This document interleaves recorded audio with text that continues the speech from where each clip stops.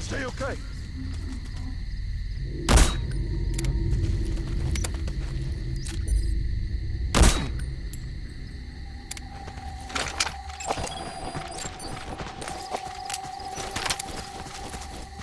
Come on.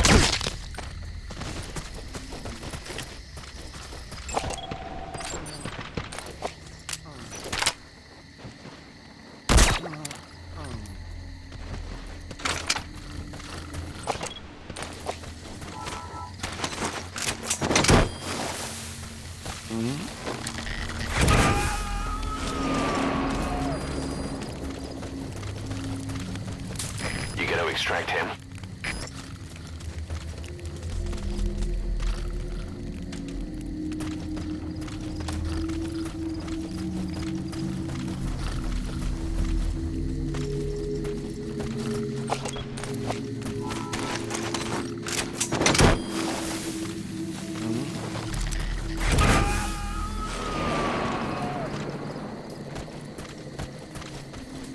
Subject on board. Leave the rest to us.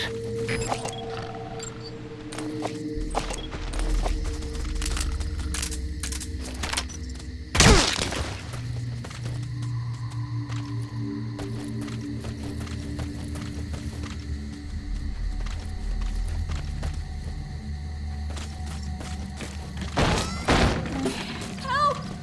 Help! That's the target.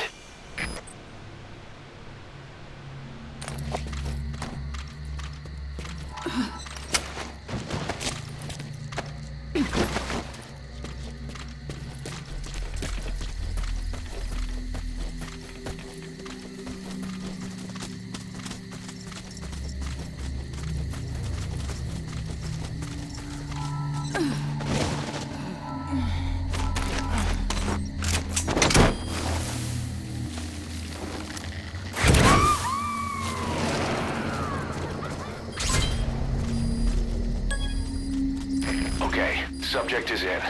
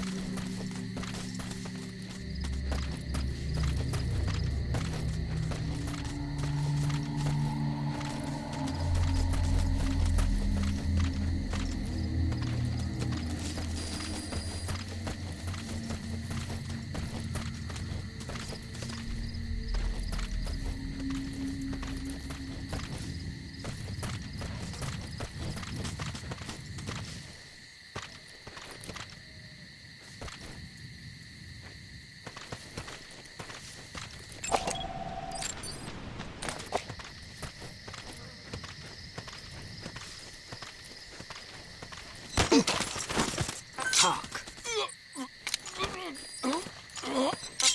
Where are your friends?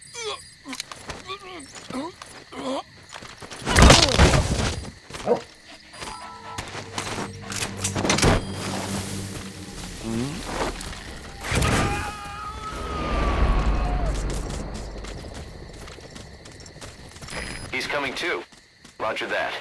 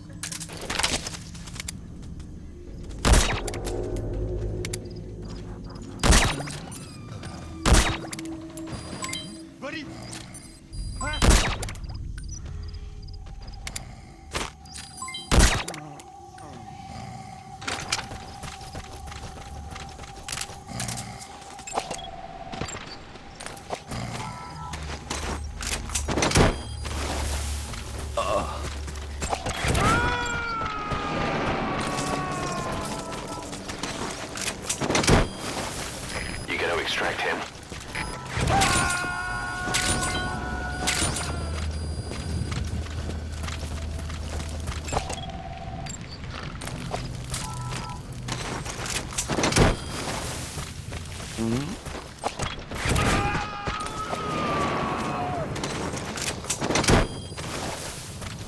Subject on board. Leave the rest to us.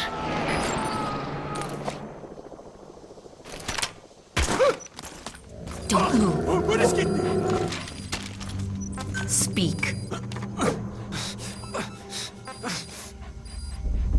Where are your friends?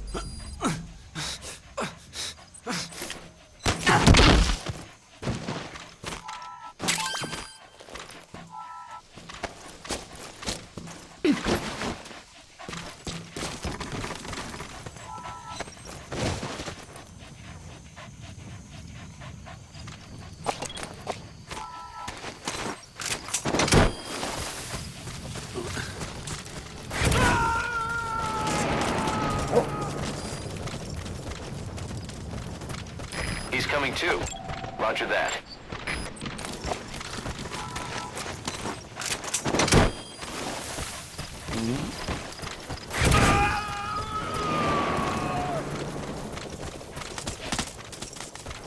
Subject on board.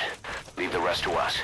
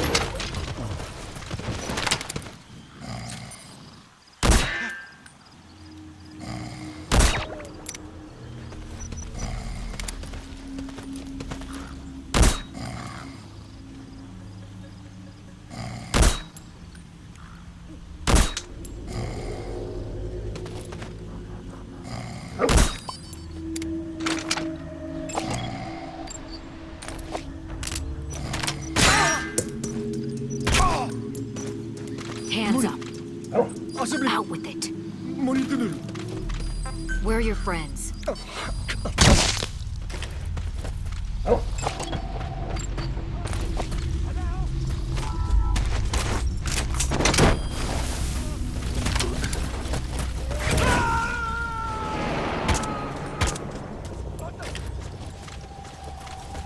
He's coming too. Roger that. Het schade aan toerusting hier. Moet vijandige activiteit wees. Over. Onderzoek onmiddellijk en terug horen. Uit.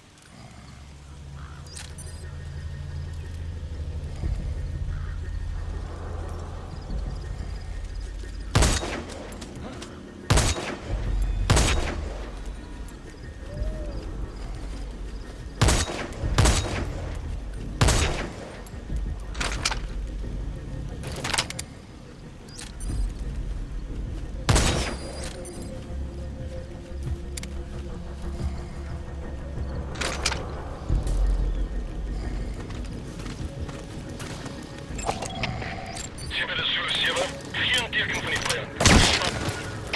Zulu 7, wat verkeerd. Kom aan Zulu 7.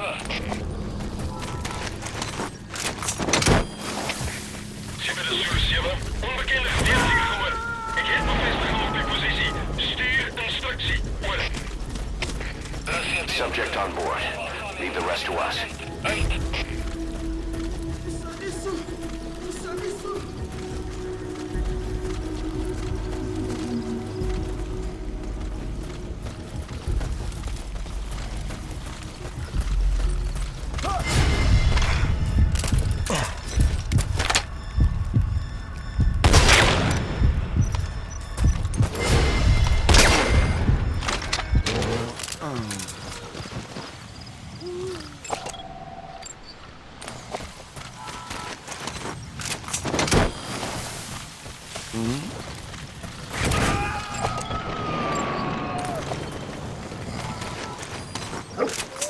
He's coming too. Roger that.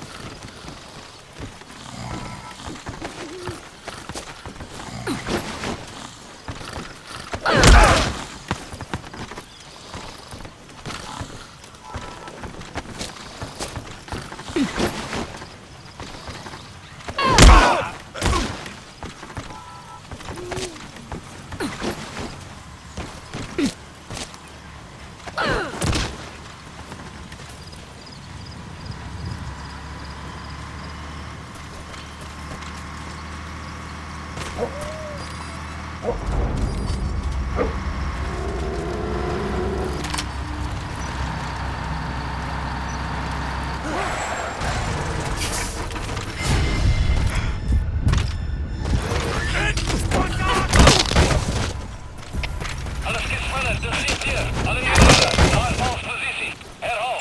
Alle eenheden, naar ons positie.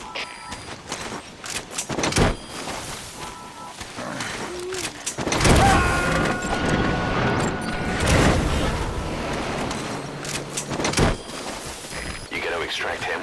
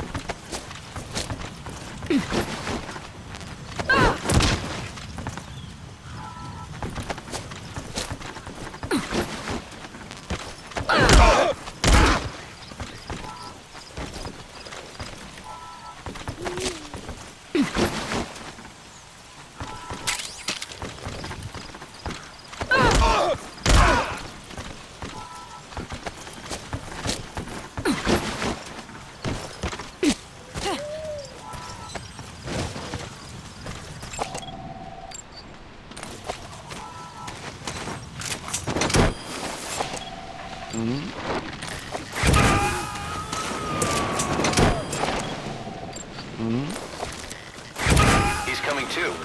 Roger that.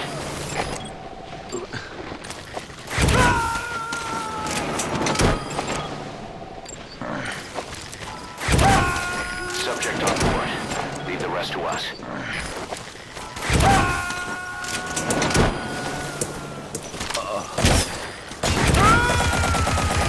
Extract him.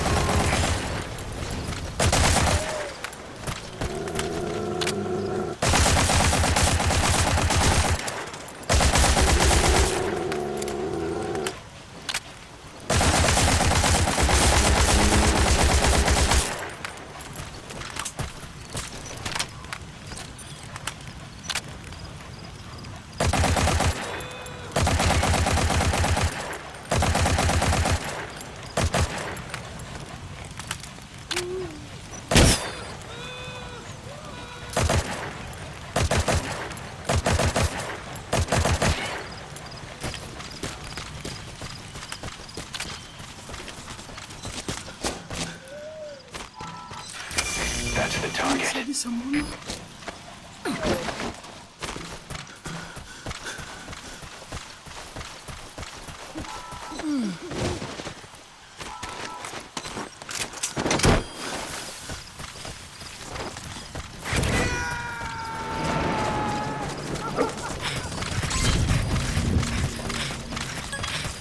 Subject on board. Leave the rest to us.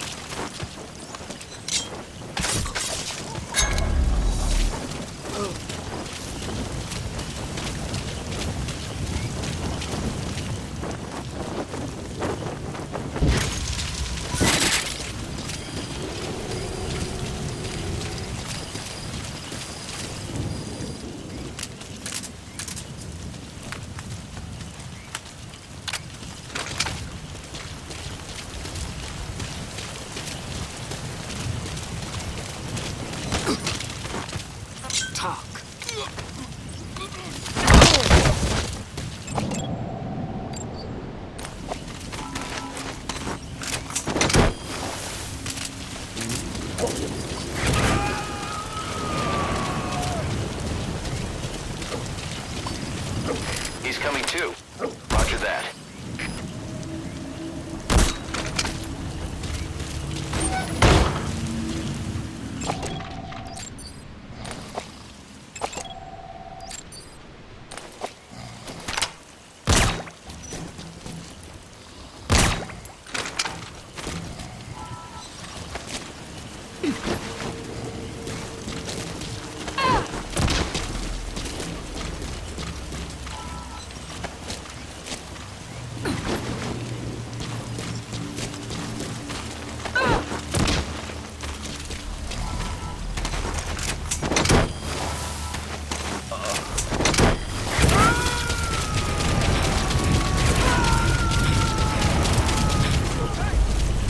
You gotta extract him.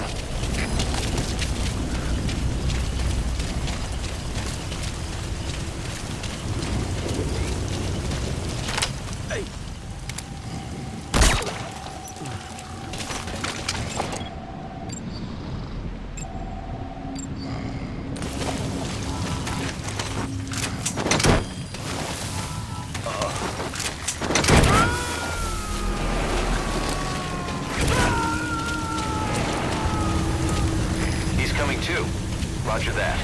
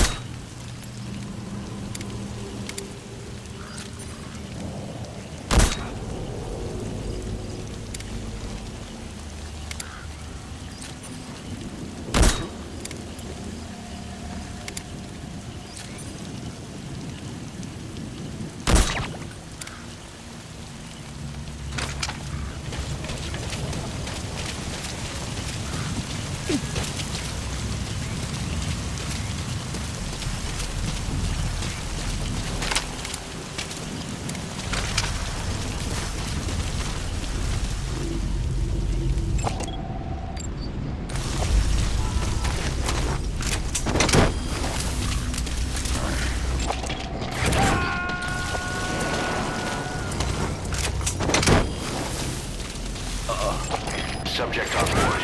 Leave the rest to us.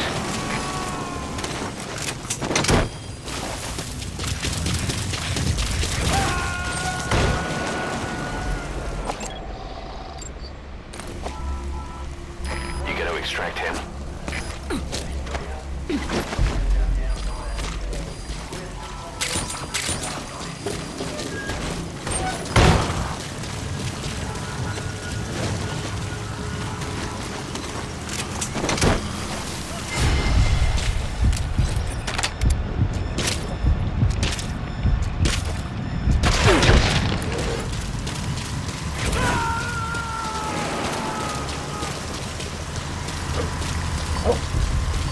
Subject on board. Leave the rest to us.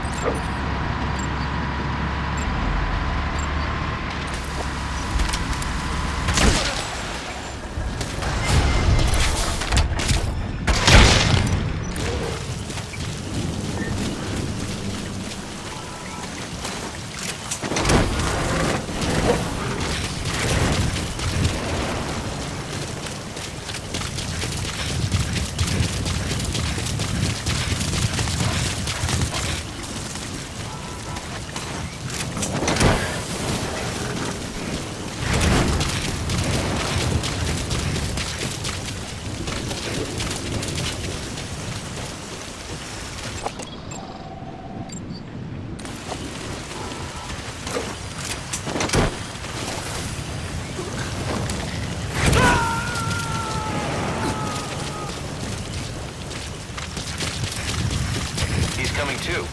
Roger that.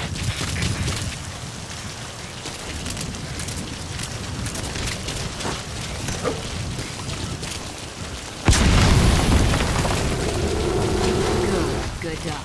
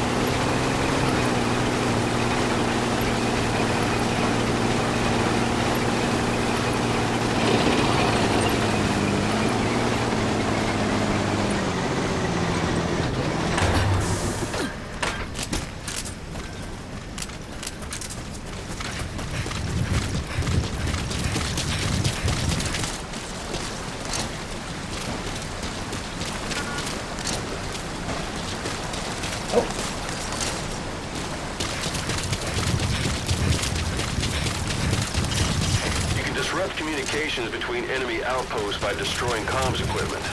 That'll prevent one post from sending reinforcements to another.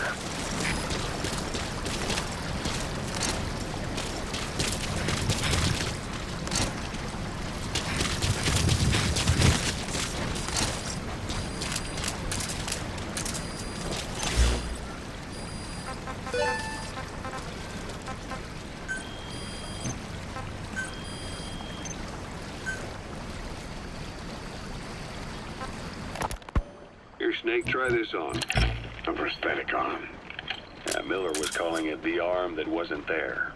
The physiotherapy's going well. Your arm's bulked up enough for it to fit.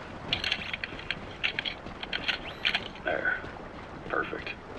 A little time with it, and it'll work better than the real thing. What do you think? I can still feel my real arm. Well, you better get used to this one quick. You have any pain? Every now and then. Where? My fingertips. My left fingertips. Sounds like phantom pain. Your brain still remembers your old hand. Yeah.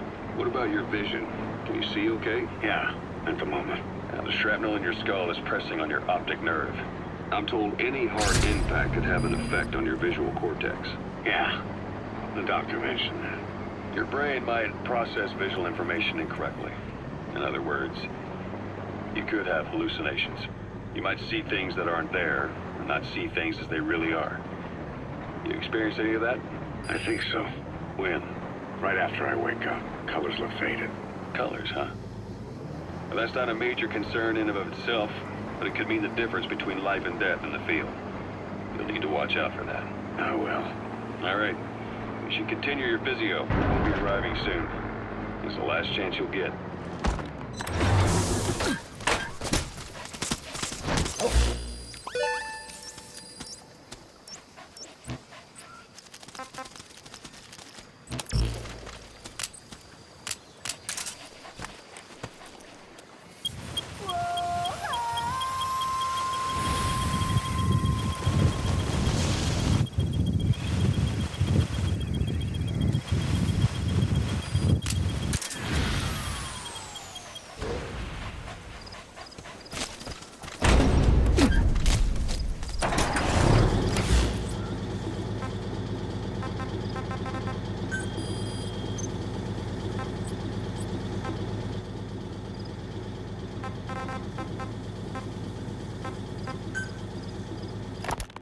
We finished decoding the informant's report.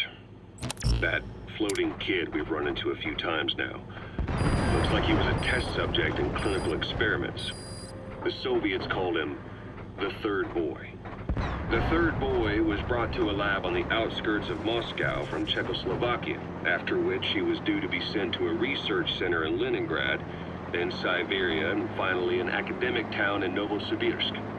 It doesn't appear that the researchers witnessed the talents we've seen from him, but nevertheless he was quite the popular subject. His latent cognitive abilities suddenly awoke en route to Moscow. According to the report, the Third Boy was easily influenced by other individuals' biofields. Evil thoughts, in particular. They affected his mind like a virus. Extreme anger or resentment, motives for revenge, in other words.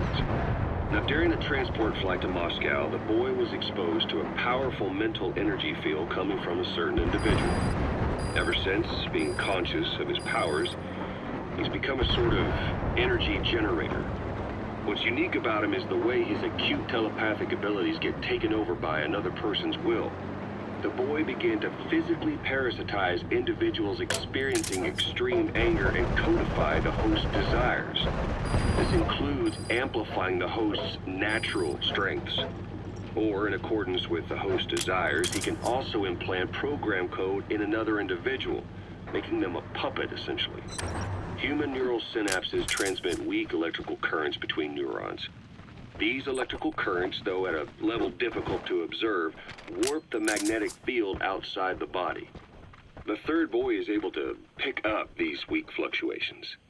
Contrary to psychotronics, which involves controlling the human mind, his abilities as a receptor are too high. The emotions he picks up from another individual are amplified and unleashed into his body as they recur in his brain. They turn into microwaves, which then affect the physical world, triggering paranormal phenomena like the spontaneous combustion of organic matter or psychokinesis, moving an object without touching it. There's one other thing. While he's parasitizing a host, the boy's ego gets shut away, allowing the will of the host to take control of his powers, like some annoying static drowning out your own voice.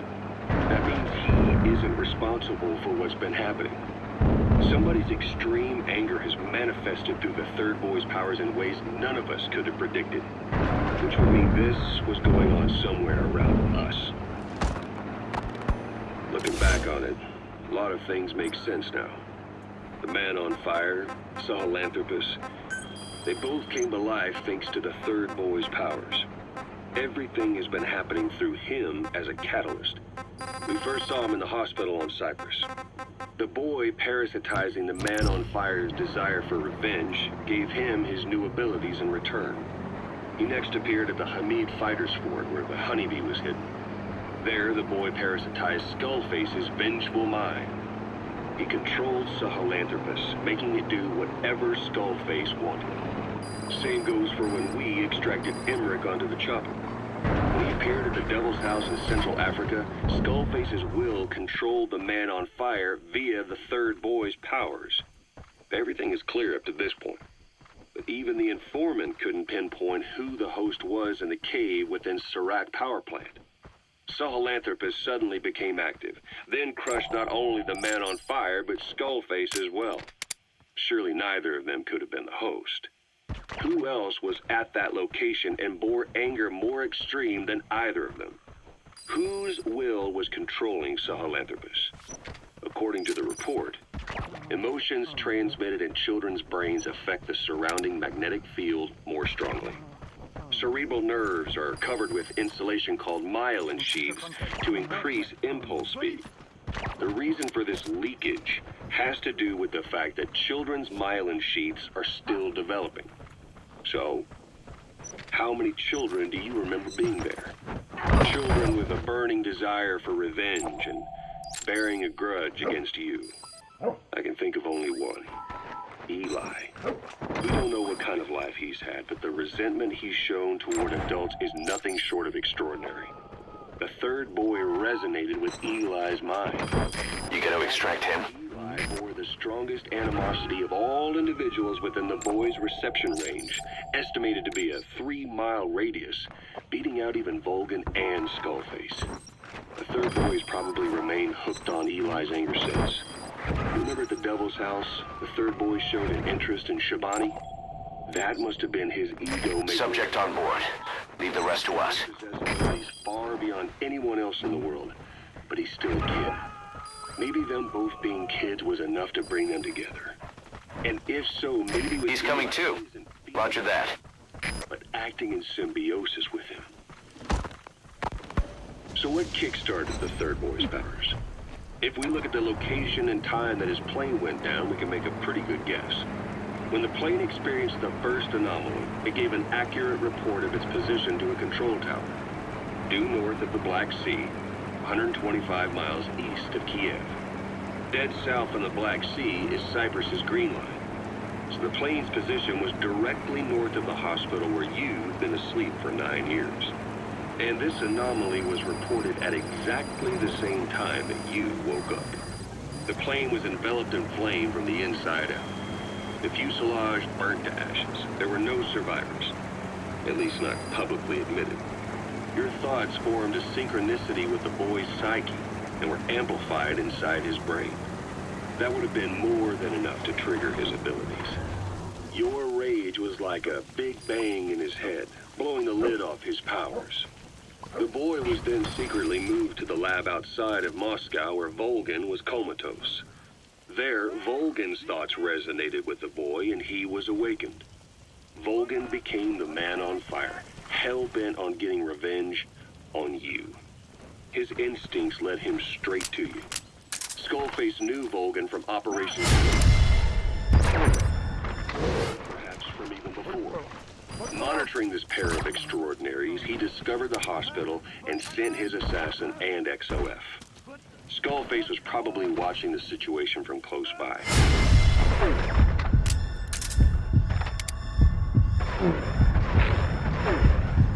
And realizing how useful these two test subjects could be, he approached them.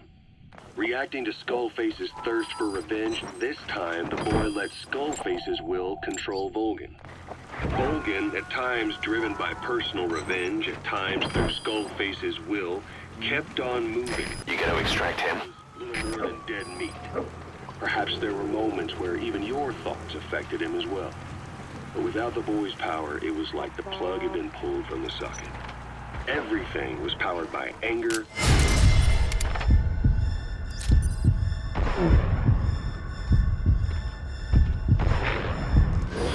revenge.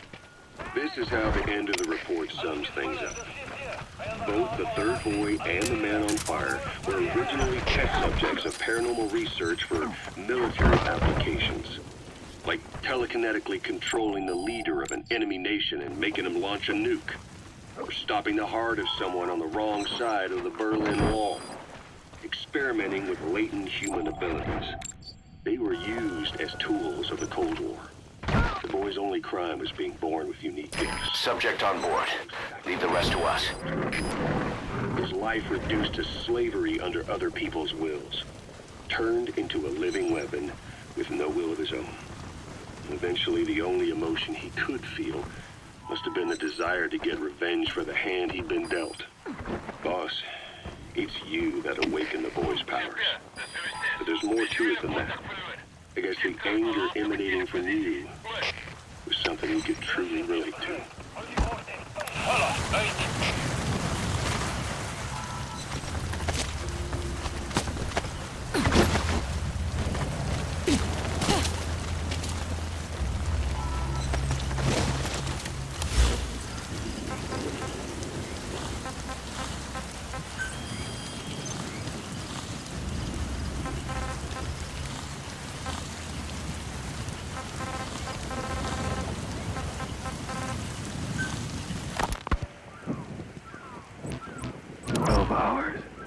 After exposure to the blood of a symptomatic colleague, I found myself making my way up the stairs to this room. And I am not alone. Everyone is infected. We've all come up here wanting to get outside. He's coming too. Roger that. I mustn't leave. Given the possibility I'm infected. Yet, I can't contain this urge I feel inside me. Like the alcoholic who tries to make any excuse for one more drink every step.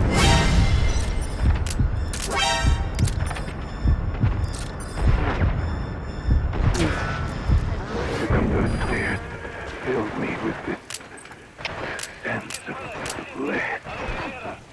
I still have all my wits about me. It took no time to rewire the electronic lock and open the emergency exit. Then, just as I was about to set foot outside, I finally realized what was going on. This desire for freedom is not my own, but that of the vocal cord parasites inside me. Subject on board. Leave the rest to us. Feed on us, pecking us to death. Attracted by these sweet secretions, they have mutated to facilitate this. The sweet smell is powerful enough to attract even a species with such a weak nose. So, before the parasites take complete control, I must. Most of the staff in here are already infected. At least, everyone I've looked at is. Infection with this parasite causes a high fever in the pharynx. I have modified a pair of night vision goggles to react only to this temperature range. With these goggles, you can identify who is infected. Other infected will, like me, feel compelled to make it outside. If the ravens get their meal, they'll head for land next. That cannot be allowed to happen.